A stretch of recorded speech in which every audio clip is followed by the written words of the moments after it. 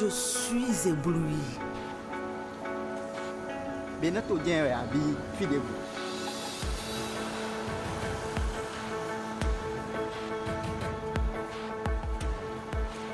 Cette métamorphose-là vient d'où?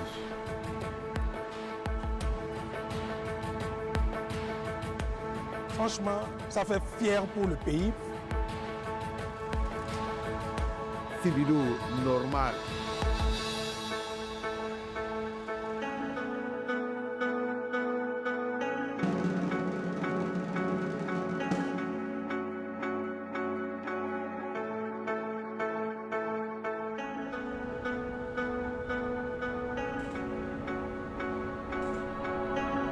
Ce miracle vient d'une vision claire, une vision qui transforme les villes. Le bitume fluidifie les déplacements, la lumière sécurise les rues, l'asphaltage construit un nouveau Bénin. Du nord au sud et de l'est à l'ouest, comme ici à Parakou. Depuis 2016 à ce jour, la ville de Parakou, qui est la troisième ville à statut particulier, a bénéficié beaucoup des actions du gouvernement prévues dans le programme d'action. Nous avons bénéficié de la première phase de l'asphaltage qui a été réalisée, finalisée et que nous utilisons aujourd'hui avec beaucoup de fierté. Et comme si cela ne suffisait, nous avons encore obtenu une deuxième phase qui a démarré et qui est actuellement en cours.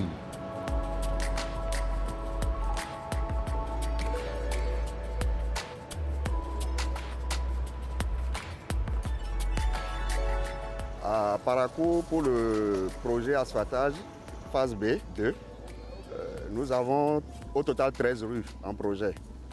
Et 5 rues bitumées, qui sont des rues primaires, et 8 rues secondaires qui sont prévues pour être pavées.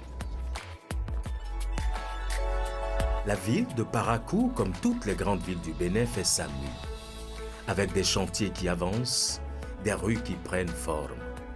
Chaque pavé aligné raconte l'engagement d'une ville en construction, mètre après mètre. À la date d'aujourd'hui, nous avons en activité 7 rues sur les 13. Et les 13 rues sont réparties dans les 3 arrondissements de la commune de Parakou. Dans l'un des arrondissements, nous avons 7 rues, dans un autre 3 et dans le dernier 3 rues.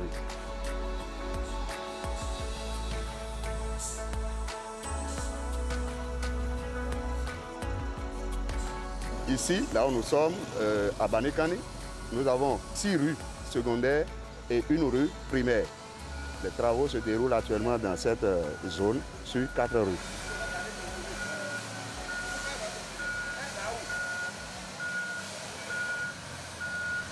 Comme vous pouvez le constater, nous sommes ici sur la rue 1449 où les travaux de construction d'assainissement des caniveaux sont presque achevés.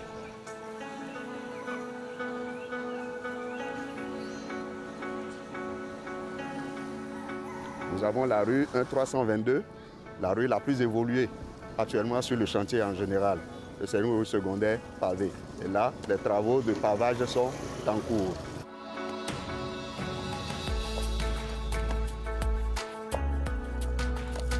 Au total, nous avons 14 km 300 au projet. Bon, maintenant, avec les ajustements, les levées réelles sur le chantier, nous tendons vers 15 km. La date de livraison prévue, c'est le 5 août 2026. Asphaltage, c'est un projet d'aménagement urbain qui, dans son démarrage, a concerné 9 villes. La ville de Nati Tengou, de Parakou, nous avons Abomey, nous avons Boycon, nous avons Porto Novo, nous avons Semepodi, nous avons Abomey-Calavi et bien entendu, nous avons Cotonou et Lokossa. Asphaltage, c'est un programme, je dirais, ambitieux du gouvernement. C'est un programme de modernisation d'aménagement, d'extension également du réseau de voirie urbaine dans un certain nombre de villes. Et ce programme est venu pour régler un certain nombre de constats. Vous n'êtes pas sans savoir les difficultés de mobilité dans un certain nombre de villes, notamment les villes du Grand Lopoué, les 50 communes du sud ici, Cotonou, Porto-Novo, Abomey-Calavi, Ouidah, Semenkoji, et un certain nombre de communes, chefs-lieux de départements. Et donc, fort de ce constat, fort de cette difficulté de mobilité, d'inconfort de circulation, le gouvernement a souhaité mettre en place ce programme-là. Derrière chaque chantier, il y a une méthode.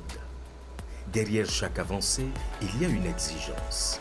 Le projet asphaltage ne laisse rien au hasard. Il trace, il éclaire, il assainit, il embellit. Les standards sont très élevés. Le projet est monté avec une grande rigueur.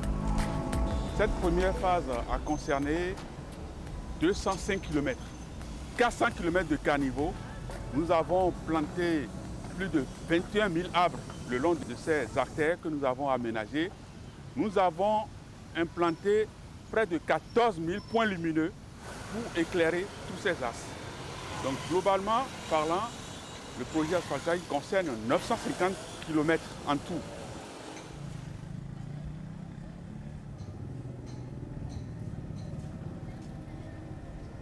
Aujourd'hui, les standards ont été relevés au niveau de la totalité des infrastructures que nous réalisons. Que ce soit dans la structure même, que ce soit dans l'esthétique même, tout a été relevé. En termes d'épaisseur des couches, en termes de la qualité des matériaux qui sont utilisés, tous ces standards sont revus à la hausse pour une durabilité de nos ouvrages.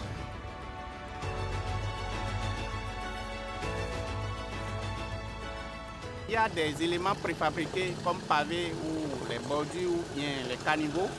Et nous avons des éléments qui font la surveillance, donc ils font le suivi de l'épaisseur du ferraillage qui est mis en place conformément au plan qu'on a validé. Et maintenant sur le terrain, il y a des fouilles qui sont réalisées pour les ouvrages d'assainissement. Donc on s'assure que les profondeurs sont atteintes et que le béton de propreté est coulé selon l'épaisseur et selon la qualité requise au niveau du contrat. Pour le bitume, il y a un certain nombre d'essais qu'on fait. Donc il y a d'abord les essais sur les différents concassés qui vont servir à faire le bitume. Et sur le projet, on a 0,4, 0,6 et 6, 14. Et donc l'entreprise soumet ces agrégats-là à l'avis de la mission de contrôle. Donc nous, on fait des essais contradictoires avec l'entreprise pour s'assurer que les matériaux que l'entreprise a soumis à notre avis là sont conformes au contrat. Parce que c'est le contrat qui guide tout le monde ici. Donc après cette étape, l'entreprise maintenant soumet un laboratoire qui sera son partenaire pour la formulation du bitume. Et après cette étape, si la formulation est faite, il y a un rapport qui nous est transmis. Et nous vérifions que les caractéristiques de ce bitume-là sont conformes toujours au contrat, le contrat qui est le guide au niveau du chantier. Et après ça, quand on a mis en place toutes les couches, on commence par poser le bitume. Le chef de l'État a l'habitude de dire, quand vous n'êtes pas riche, quand vous n'êtes pas nanti, il faut bien faire les choses pour que ça dure longtemps. Parce que si vous faites les choses avec des qualités médiocres, vous êtes obligé de revenir chaque fois pour le faire et ça coûte beaucoup plus cher.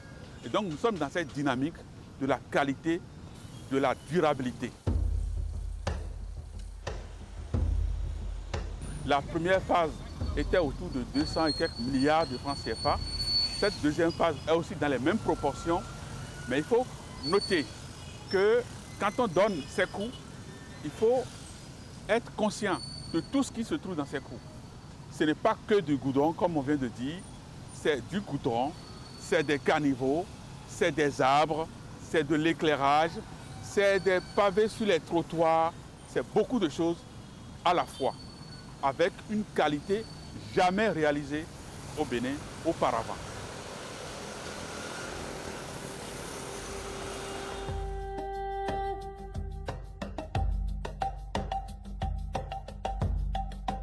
Le projet s'étend.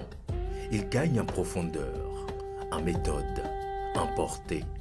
Chaque ville devient un chantier de précision. Les équipes s'activent, les plans s'exécutent, les matériaux sont contrôlés.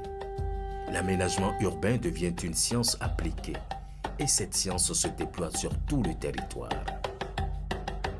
Aujourd'hui, au niveau de la CIRAT et précisément au niveau du pôle aménagement urbain, nous avons une soixantaine de projets que nous sommes en train de réaliser. Ces projets couvrent l'ensemble du territoire national, sans exception. Si vous allez dans les 12 départements de notre pays, vous allez voir les projets en cours d'exécution. Je vais préciser qu'il s'agit notamment du programme d'assainissement pluvial. Cotonou en a reçu, c'est ce que vous avez vu, les grands collecteurs d'assainissement d'eau pluviale qui sont en cours. Le pendant de ce projet se déroule également à Abomey-Calavi. Vous allez voir que nous sommes en train de construire de très grands collecteurs. Nous sommes en train de faire ces mêmes projets à Ouida. Nous sommes en train de le faire à Kandi, à Djougou, à Plahoué, dans tout le pays. Nous pouvons parler du PAVIC, programme d'adaptation des villes au changement climatique, qui a fait des aménagements de voiries urbaines et des ouvrages d'assainissement dans les villes de Cotonou, Boïkon, Komé et Séméposi, au niveau de ces 4 communes-là. Et donc, nous avons également de la voirie urbaine dans un certain linéaire qui ont été aménagés. Nous avons le programme d'assainissement pluvial des villes secondaires, PAPVS, et nous attendons également un certain linéaire de voirie à l'échelle de ce programme-là.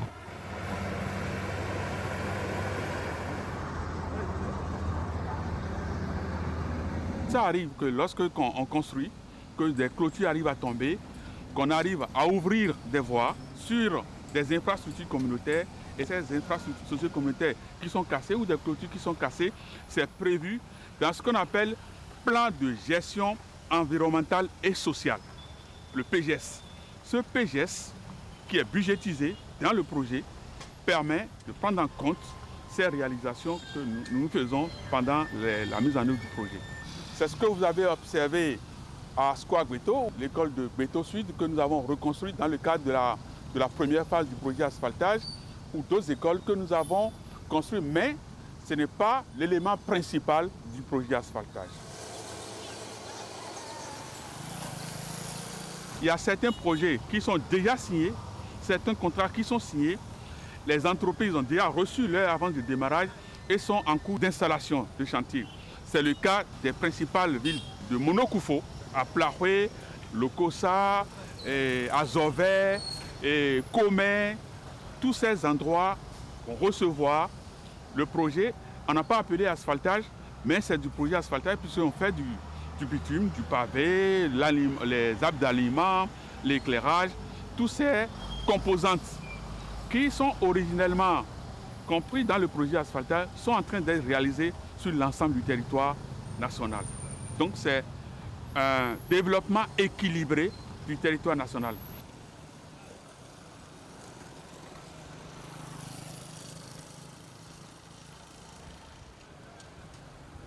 Le mouvement est lancé. Partout, le projet asphaltage est à pied d'œuvre. Les communes sont impactées, les quartiers se transforment, les infrastructures prennent forme.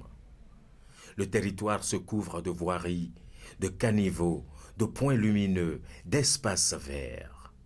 L'aménagement devient une réalité partagée. Et cette réalité change la vie.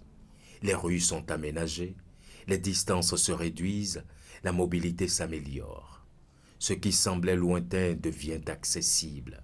Ce qui paraissait impossible devient quotidien. Lorsque nous avons fait le diagnostic, depuis 1960 jusqu'à 2016, nous étions autour de 10% de voiries revêtues dans nos villes. Et aujourd'hui, nous sommes en train progressivement d'atteindre 30, 35, 40% dans certaines villes de rues revêtues. Et ce qui fait un bond spectaculaire. La vision à terme, c'est que toutes les communes soient impactées. Mais il faut prioriser. Ça a été, après analyse, plus utile d'établir la priorité sur un certain nombre de communes, comme les communes du Grand Okoué, un certain nombre de communes chefs-lieux de département, On a fait Abomey, Boycon, Lokossa, on a fait Parakou, Porto-Novo. Donc vous pouvez comprendre aisément que c'est plus important pour nous d'avoir établi la priorité sur ces grandes communes dont le besoin en termes de mobilité est plus important.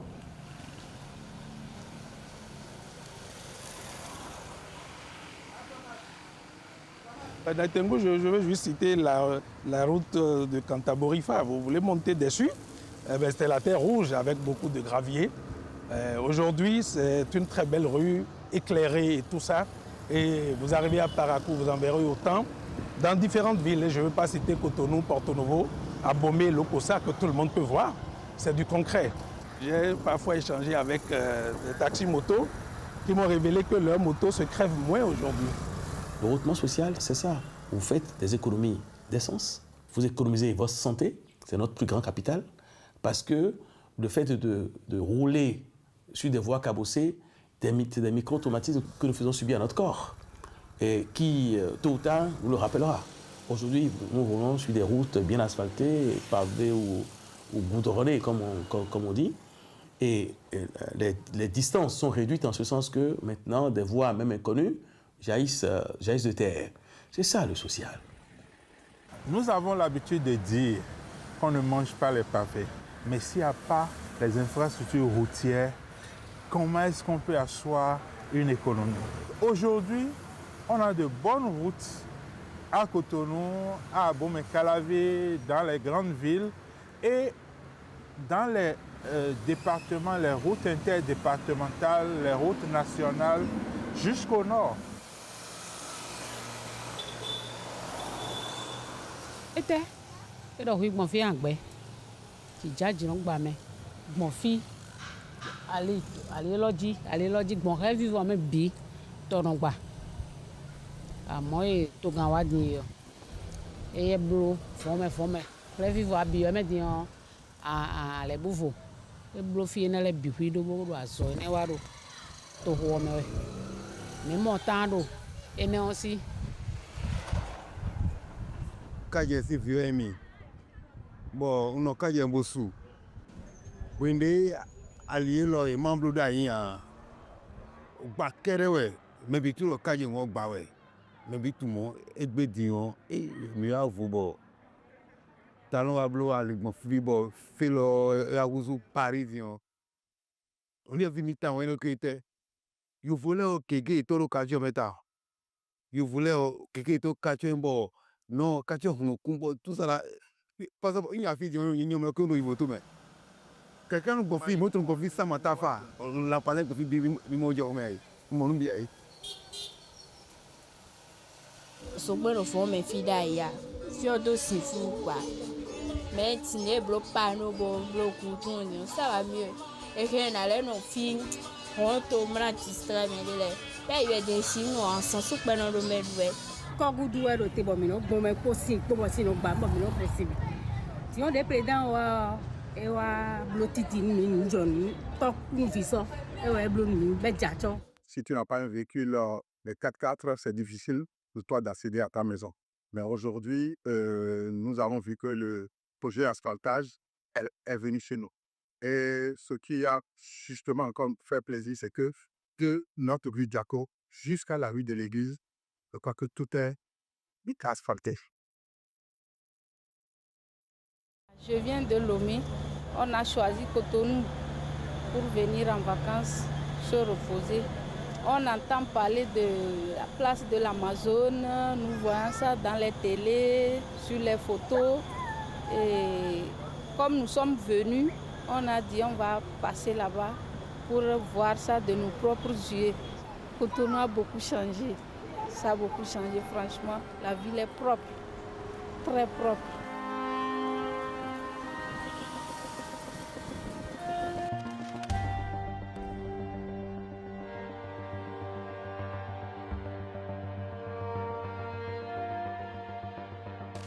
Marodéo, fais le mal mondaïne.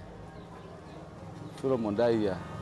Nan. Président boana de na blo mi ka mo lo ko di ba ka blo lo di o ba mi na to ni ba to wa fi mo flu Déjà des bon vida hier.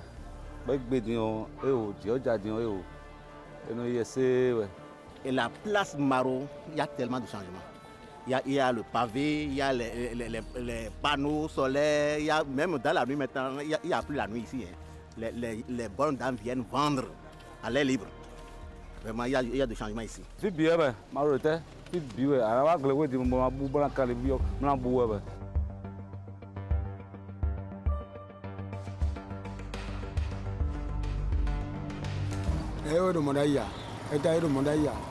D'ailleurs, nous, à la gauche, par exemple, à la gauche, Califou, ça peut donner des bonheurs, filo, ah, et d'ailleurs, on débat tout, ils sont bons. Déjà, ils ont fait autant. Ils ont fait où?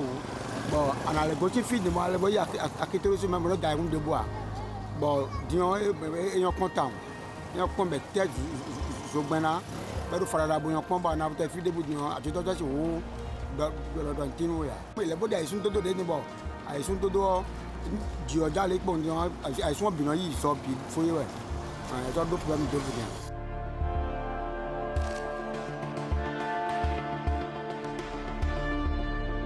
Quand il y a ça, en termes de minutes d'aller, Nikitikano, mais soyez, il va vraiment pas y avoir ça. Bien mieux, Baswa, Bado, Karen, soit.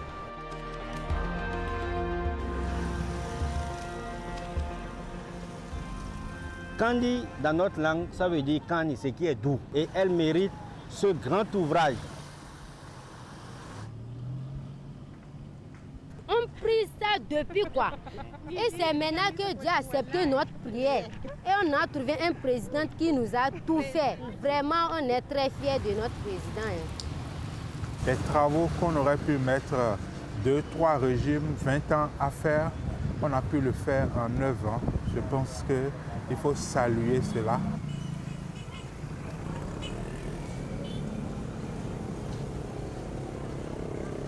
Difficultés, il y en a eu. Je voudrais reprendre cet adage-là qui dit qu'on ne fait pas d'omelette sans casser des œufs. Et je peux dire que des œufs, on en a cassé. On a dû commencer par la libération des emprises publiques de voirie, parce que justement, nos rues étaient occupées de la mauvaise manière par toutes les formes d'occupation. Tantôt, c'est des étalages sur les trottoirs, tantôt, c'est des extensions illégales d'habitation qui se retrouvaient dans le domaine public. La première étape de ce projet ambitieux a été de prendre les dispositions pour libérer vraiment, dégager les emprises publiques de voies encombrées de toute forme d'occupation. Ça a fait couler beaucoup d'encre et de salive, mais le gouvernement, avec son Excellence le Président Talon, appuyé du ministre José Tonato, il savait là où il conduisait la barque. Et donc, cette opération a permis de, malgré les grincements de dents, de déblayer vraiment le terrain pour les aménagements qui s'en sont suivis.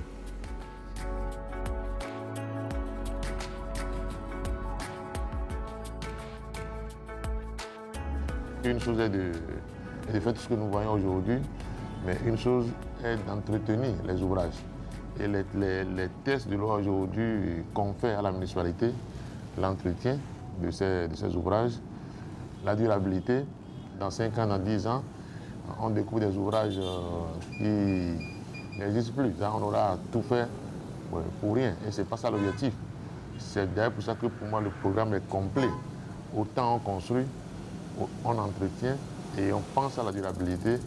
Et ça ne peut pas se faire aujourd'hui sans les citoyens. Donc, je voudrais lancer un appel pour leur dire ce qui est fait, c'est pour eux. Et on ne saurait entretenir ce qui a été fait sans eux.